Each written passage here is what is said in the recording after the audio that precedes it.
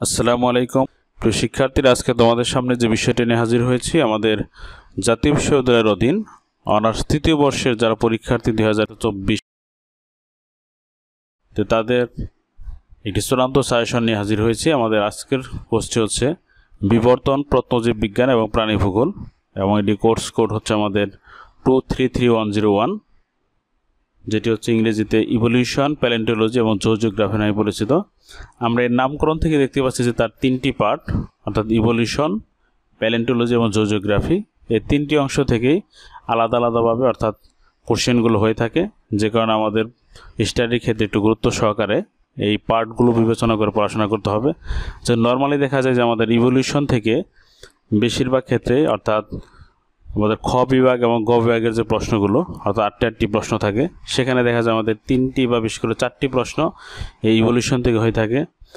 তারপর প্যালেন্টোলজি থেকে আমাদের 2টি বা 3টি, আর জিওগ্রাফি থেকে বেশিরভাগ ক্ষেত্রে আমাদের 2টি, অনেক সময় দেখা যায় 3টি, অর্থাৎ সব মিলিয়ে 3টি পার্ট মিলেই হচ্ছে আমাদের খ বিভাগ এবং গ বিভাগের যে আমাদের 8টি প্রশ্ন থাকে। তাই সেই দিক বিবেচনা করে আমাদের স্টাডি করতে হবে। তো শুরুতে আসি আমরা আমাদের যে 3টি বিভাগের মধ্যে, অর্থাৎ ক বিভাগ, সেই ক বিভাগের যে আমাদের 12টি প্রশ্ন থাকে, সেখান থেকে আমাদের 10টি প্রশ্ন অ্যান্সার করতে হয়। তাই আমরা এই কোর্সের 3টি পার্ট বিবেচনা করে এখানে টোটাল আমরা 40টি প্রশ্ন দিয়েছি। আশা করি শিক্ষার্থীরা যদি এই প্রশ্নগুলো স্টাডি করে তাহলে পরীক্ষায় ভালো করতে পারবে।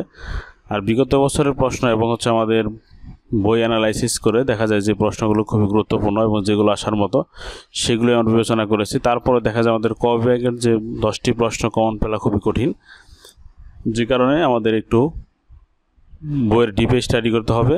তারপরে আমরা বাছাই করে এখানে টোটাল 40টি প্রশ্ন দিয়েছি, আশা করি শিক্ষার্থীদের উপকৃত হবে। এবার আসে আমাদের খ বিভাগ। এক্ষেত্রে আমাদের হচ্ছে খ বিভাগের ক্ষেত্রে দেখা যায় যে আমাদের 8টি প্রশ্ন থাকে এবং সেখান থেকে 5টি প্রশ্ন অ্যান্সার করতে হয়। তো আমরা আগেই বলেছি যে এখানে আমাদের দেখা যায় এই 8টি প্রশ্নের মধ্যে আমাদের ইভলিউশন থেকে দেখা যায় বরাবর 2 থেকে 3টি প্রশ্ন, 3 থেকে 4টি প্রশ্ন করা হয়ে থাকে। প্যালেন্টোলজি থেকে দেখা যায় আমাদের বেশিরভাগ ক্ষেত্রে 2টি, অনেক সময় 3টিও হয়, কিন্তু জিওগ্রাফি থেকে বেশিরভাগ ক্ষেত্রে 2টি অথবা 3টি, অর্থাৎ সব মিলিয়ে হচ্ছে আমাদের 3টি পার্ট মিলিয়ে 8টি প্রশ্ন হয়ে থাকে। তো এক্ষেত্রে আমরা এখানে গুরুত্বপূর্ণ প্রশ্নগুলো আমরা 2 স্টার 3 স্টারের মাধ্যমে আলাদা করে দিয়েছি।